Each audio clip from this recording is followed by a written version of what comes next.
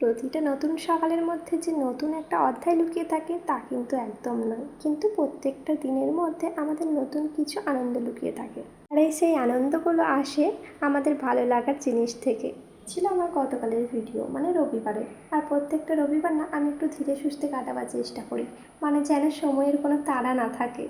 আমাদের এখানে না বেশ কিছুদিন ভালো বৃষ্টি হচ্ছিল, আর আজকে ভালো রোদ থেকে আমাদের কাজের দিদিরা সমস্ত জামা কাপড়গুলো রোদে মেলে দিয়েছে।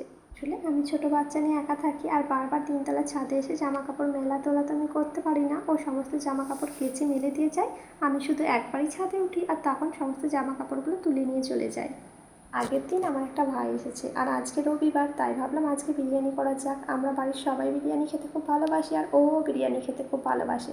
প্রায় দিনই আমার হাজব্যান্ড বাড়িতে বলতো বিরিয়ানি বানাও, ও বিরিয়ানি খেতে খুব ভালোবাসে। আর এখন আবার আমার পুচকোটা হয়েছে, ও মাঝে মাঝেই আমাকে যখন তখন বলবে মা আজকে বিরিয়ানি করো, বিরিয়ানি খাবো।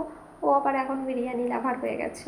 বিরিয়ানির আলু আমি সেদ্ধ করতে দিয়ে দিয়েছি, আর আমি না আলু সেদ্ধ করতে একদম কালার ব্যবহার করি না, আমি সবসময় হলুদই ব্যবহার করি। কারণ কালারটা আমি সবসময় একটু অ্যাভয়েড করেই চলতে চাই, কারণ কালারটা আমাদের শরীরের জন্য অতটাও ভালো নয়। এইদিকে আমি চিকেনটা রান্না করে নেব। বিরিয়ানি করতে খুব একটা বেশি সময় লাগে না, কিন্তু ওই যে মাঝে মাঝে আমাকে আমার পুচকুটার ওপরও নজর রাখতে হচ্ছিল।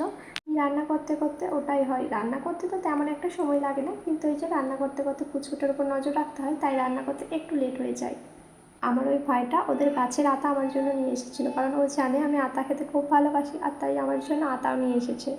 এদিকে আমি রান্না করতে করতে একটা আতা ছাড়িয়েছি রায়নকে খাওয়াবো বলে, কিন্তু না, ও আতা খাবে না, ও দূরে কেমন সরে যাচ্ছে। আসলে ও আতা ততটা পছন্দ করে না, তাই আমি খেয়ে নিলাম। আচ্ছা তোমরা দেখো তো, তোমরা কি বুঝতে পারছো আমার পুচকুটা এখন কী করছে?